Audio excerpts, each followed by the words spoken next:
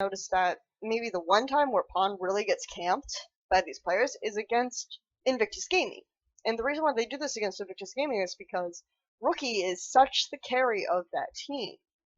They did it a little bit against OMG, less so, but definitely against Invictus Gaming because Rookie is the main force, the main threat in that team, and so that's when they'll camp pawN. Otherwise, he roams on Kassadin, or he has this really unique style, and I think in order to explain how pawN fits into this team, because it's so weird, I'm going to have to show you some clips. So first of all, let's look at some of these claims to fame pawN has. In 44 games, he played 19 different champions.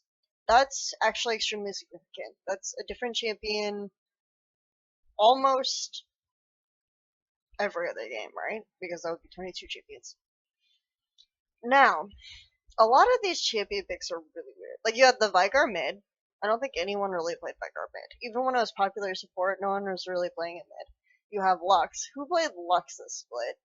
Jace. Who played Jace this split? Like, obviously Jace is a good pick, but then you have the Fizz picks that happened post-Fizz nerf. Like, all of his Fizz... He didn't actually play Fizz when AP Fizz was good in meta. He played it after the Fizz changes that made it a better, like, top lane pick with AD. He picked Riven, he picked a Morgana. After a while, you're kind of... And then he picked Corki mid, and Corki mid was good for a while, but he didn't even pick it when Corki mid was good, okay? He picked it, like, before Corki mid was good on the patch with the Luden's Echo Corki. So you just kind of start to look at these picks, and you start to wonder, okay, why? Why is he playing these things? Like, is it a good idea to actually play these out of meta champions? Is it just that, like, pawN is so ridiculously good that he can play anything and it'll go well? And the answer is no. No, that's actually not the case. Because you see in a lot of these games where the team will win, but he has a negative scoreline. He goes like 1-6 in one of his Lux games against Gamty. Like, against Gamty! We're talking about Gamty. So it's just really weird. But going through the videos and piecing through, you start to realize that pawN has a very unique identity and a very unique role on EDward Gaming that very few players have ever actually been able to effectively execute, and I can't really think of anyone who did this in the mid lane role. I can think of a couple top lane examples, but pawN, but in the mid lane role, this is like, can't think of anyone. Just gonna briefly show a few things. This clip is from a WE game against UGG, and pawN just kind of walks out of lane here. And they know that they kind of have a guess or trajectory where Spirit is because he was down bottom camping. And so they sent him in to kill Spirit. This case, he just gets kind of dove repeatedly because he's playing Immobile Lux.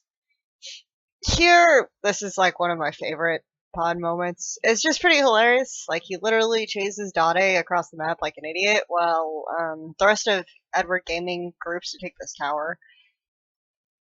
In the scheme of things, pawN goes a little too ham this game, and I do think some of his weird plays cost them. So they end up in this situation where there's 2 base races between M3 and EDG. So they do almost lose this game, but this is just kind of an example of some of the weird shit he does. Yeah, he gets killed. And then here, this is like a more standard when you think of pawN or when you watch play. And then I think a lot of people, when they see stuff like this, like, they pick a counter pick and he just like starts winning the lane in a standard way. I wanted to show those brief examples because I think when I describe the role pawN has on a team, people will tend to react in a negative way. I describe him as Darien. And this is the thing, right? The Moscow 5 Darien is probably the most famous example of what I think pawN does. And Insec on KTB, when he used to play top, did very similar things, where his job is literally just to pull pressure. And he does this in the first case I showed you against WE, where he just goes in and he kills Spirit. He does it in the second case against Gamty, where he's picking like this immobile champion almost as a come gank me sign, right? Lux isn't gonna get away from stuff. Like, Jace isn't gonna get away from stuff. Twisted Fate, he did this against LGD, right, in the 5th game? Twisted Fate isn't gonna get away from anything. Lulu isn't gonna get away from anything. Jace isn't gonna go anywhere. Like, he picks a lot, he picks a lot of champions, actually, that are very immobile relative to some of their mid laners. And he gets away with it by just pulling pressure. It's his come gank me sign. The third example I showed you was where he's chasing people around the map where EDG is getting a tower. He does that kind of thing all the time, especially with champions like Fizz or like highly mobile champions. Like, so this is the other side of the coin. And then the fourth example is, I think when people think more about pawN, they think about he's got the counter matchup and he's going to get solo kills on the other guy all day. And this is a much more traditional, and I hesitate to say traditional because I think he only started doing this towards the end of the part of his career where he was in Korea. For a lot of it, he played safely, but he started doing this towards the end, and he did it at Worlds, and he does it much more commonly now, where he does pick the counter matchup and he just solo kills the enemy mid lane. All of these ways are just ways to pull the jungler. These are ways to relieve pressure. These are ways to make sure you're not killing Deft. EDG's entire objective is to get Deft ahead. That's the entire purpose. They will send several people to gank for Deft, and then they'll have pawN, like, pull the jungle away from Deft, so that there isn't a situation where EDG is outnumbered in the bottom lane. Exceptions are going to be in cases where there's this super mid laner who's known to be the primary carry of the enemy team, like Rookie. Like, for example, I would expect them to have a similar strategy where actually they do camp pawN, and they do get pawN ahead against Faker. So that's where I think of pawN, and that's where I put pawN. Meanwhile, his team fighting is not as good. Like, the way he plays Lulu, for me, is really strange, because as the Lulu mid, you just want to peel for your AD carry, right? You just want to use that Wild of Growth, you just want to use the Whimsy, you want to stay back, you want to be part of that backline. But he's, like, going in with Koro all the time, and his Lulu stat is really misleading, like that 5-0 Lulu. What is that?